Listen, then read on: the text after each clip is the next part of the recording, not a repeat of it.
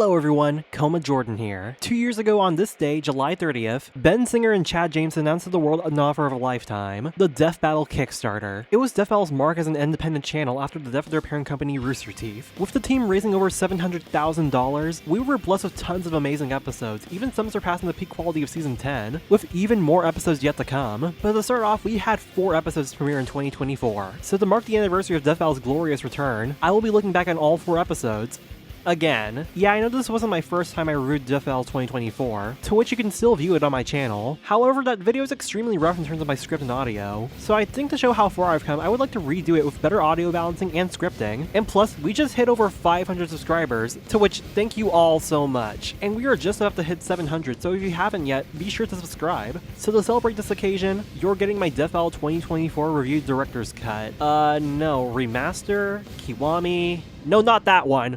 Just called this my Death Battle 2024 remake. But just for the sake of being different, I will be ranking them from worst to best to see its transition in quality. But with that out of the way, let's begin. You can't, you're rage baiting. You have to know. You had to have known. I'm not rage baiting, bro. I'm begging you. I want to preface this ranking by saying that all these episodes are good. Frankly, this is probably one of the best worst episodes next to Phoenix vs. Raven, and that's not a bad thing. Though that doesn't mean that it has its flaws going for it. So those who think I'm just gonna glaze the episode for not saying it's the worst episode ever can sit down. As for my biases, for Invincible, while I've only seen the cartoon, Nolan is definitely one of my favorite characters for his complexities, and I'm a massive Dragon Ball fan. I've been watching the anime since my teens, though Bardock was a character I wasn't too keen on, given how little I've seen of him before the episode. To start, Omni-Man's analysis was generally good. I liked how it continued off his last episode, by condensing everything from season 1 down to the first minute, before leading into everything afterwards. I like how they go into the genetic abilities of the Viltrumites, to the savageness of their race. My main flaw with this analysis is that I wish they could have gone into how Nolan was not programmed to have mental emotions, and how learning emotions took a mental toll on him, as shown in season 2 and especially afterwards in the later seasons. Bardock's analysis was also pretty decent. Given the burnout of Dragon Ball on Death Battle, it was refreshing to see a character like Bardock who had more grounded stats compared to the past combatants, minus Mr. Satan. While Bardock was far from weak, it's interesting to see how he could only have gone as far as Super Saiyan, and that's hypothetically, to just dodging asteroids for his speed or destroying a few planets, which helps him stand out compared to the other Dragon Ball characters, as they have a million Super Saiyan forms, going millions of times faster than light, and destroying X many universes at a time. Onto the fight, which was animated by Devil Artemis, and I'll be honest, it's still pretty decent. There are tons of dynamics at play, like at the beginning of Spar, Omni-Man dodging the key beams, and the Great Ape. Every punch and hit has weight, and you can feel the intensity ramp up by the end. Nolan is voiced by Tom Shaw, reprising his role from Omni-Man vs. Homelander, and he's doing just as good a job as ever, giving off his threatening presence you'd usually see from Omni-Man, though the model is a bit dull looking, to which I felt using the Fortnite model would have been a better option. Bardock is voiced by Cameron Nikad, and he's not half bad as the Savage Warrior Bardock is portrayed as, though I think his voice could have gone a little deeper when compared to other Bardock voices. Not to mention the track Solid State Invincible is a great sequel to Diabolical Invincible Me, where it's based on Omni-Man and Bardock's roles as savage alien conquerors, but also focusing on their path to redemption as they want to focus on saving lives. My main problem with this fight is the lack of balance in the choreography, as Bardock is constantly struggling while Omni-Man just shrugs off most of Bardock's hits, until Bardock reaches Super Saiyan, which is the only part of the fight where Bardock does actual damage against Nolan, and the death felt a bit abrupt as Nolan screams, and the punch clash causes Bardock's arm to explode, without Bardock having his own battle cry to balance it out. But gotta say, you said Saiyan, remember it?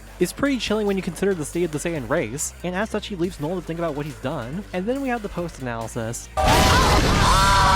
I think this goes without saying that this is the ending that got people riled about Death Battle again. While most of the other categories seem to be solid, the big ol' monkey wrench comes from the goddamn sun disk. I have no clue how the kinetic energy of the sun disk blocking out the sun comes even close to King Vegeta blowing up several planets casually, especially given the context of it being casual. And that's before any modifiers, let alone using his full power. I really hope that this is just a fluke, but given how many people are complaining about the Egg Crystal Tree and the Oregon scaling, I'm inclined to believe that this might be a yearly occurrence. But overall, I still think the episode is good on its own. It's just held back by the choreography and a very middling post-analysis. Stop posting about Sneakers O'Toole! Ding, ding, ding, ding, ding, ding, ding, ding, ding, ding, ding, ding, ding.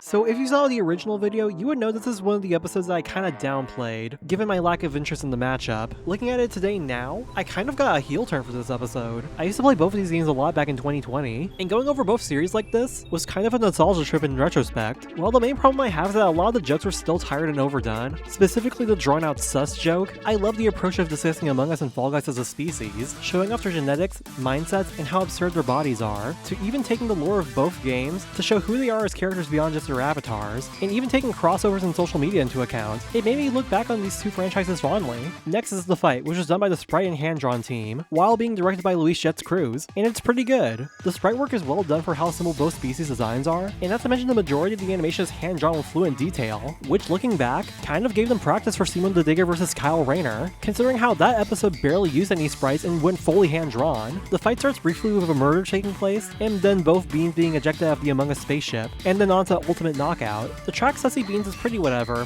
while the horn gets annoying and grating. I do like the hypertone of the Fall Guys-esque music, mixed with the looming alien music throughout. After several games mostly ending with a crewmate dying horribly, Pinky wins before the imposter reveals themselves. I definitely enjoyed the beginning dynamic, with Pinky being frail but unharmed, while Red acts violently, but constantly hurting themselves. Then when they get to space, we have a chaotic fight with everyone going all out. From the TARDIS to Pac-Man to Henry Stickmin's weapons, there's a lot going on. And one of the most disturbing but comedic deaths possible, Pinky's tunnel vision makes them only care about the crown, even over their own life, and brutally kills Red off screen, before waking up in Fortnite dancing. What the hell? The post-analysis is pretty straightforward, though a bit unfair considering the Among Us don't really have a win con. As I mentioned that the Fall Guys can just endless respawn, kinda feels like a no-limits fallacy, but other than that the research is solid, as does the rest of the episode. While I was hard back then, I grew to have an appreciation for this episode, as generally a fun time, as not all death battles need to be serious or flashy. Definitely give this one a watch.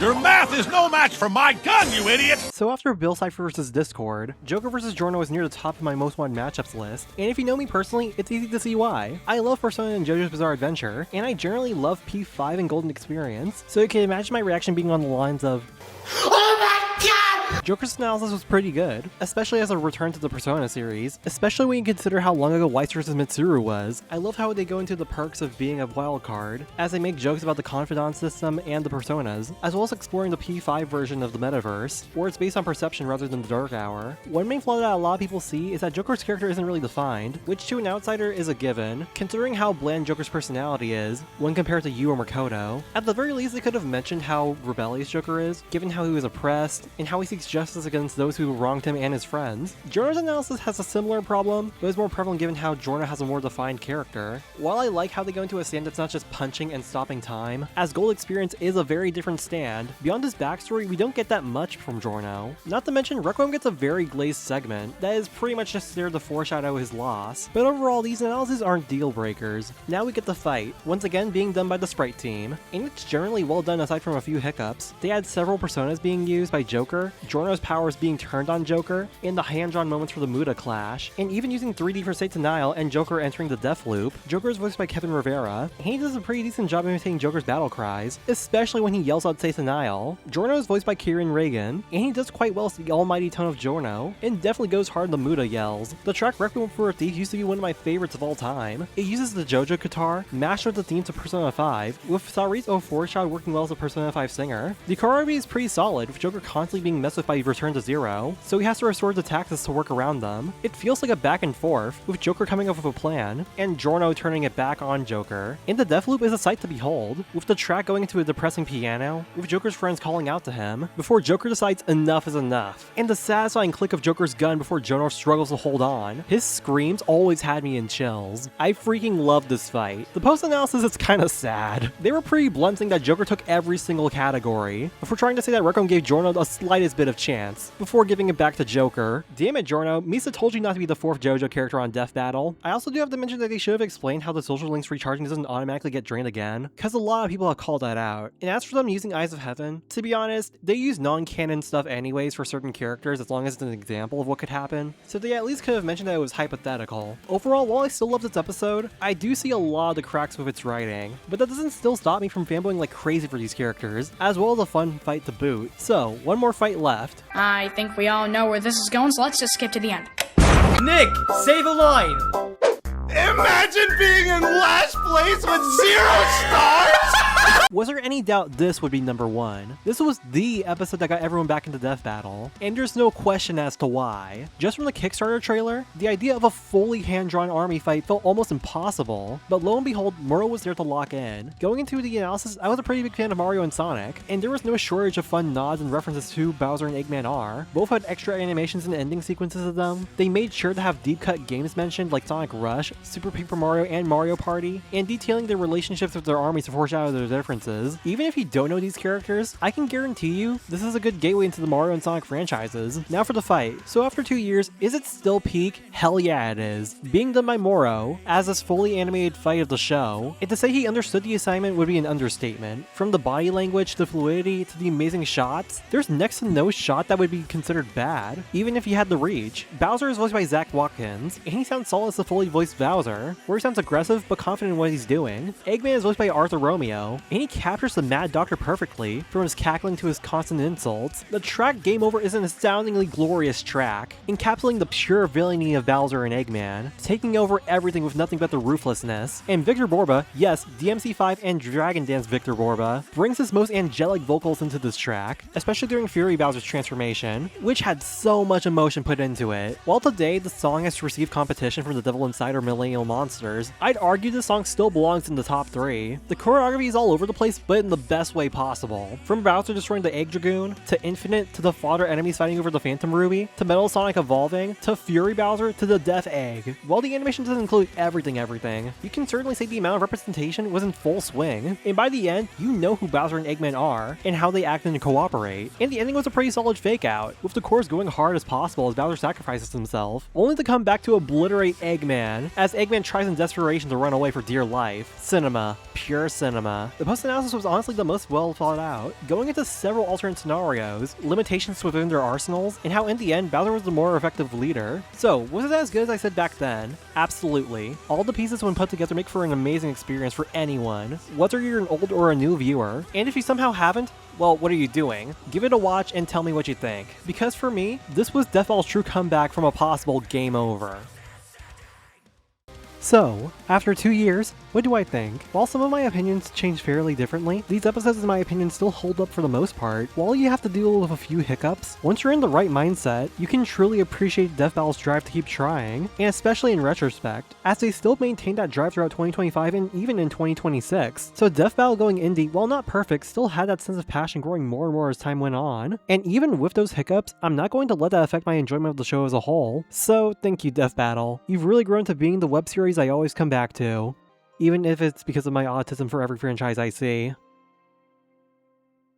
Thank you so much for watching. Please remember to leave a like, subscribe, click that bell icon, and be sure to check out my Patreon to help support me making videos, and be sure to leave a comment to see what you want to see from me in the future. See y'all soon.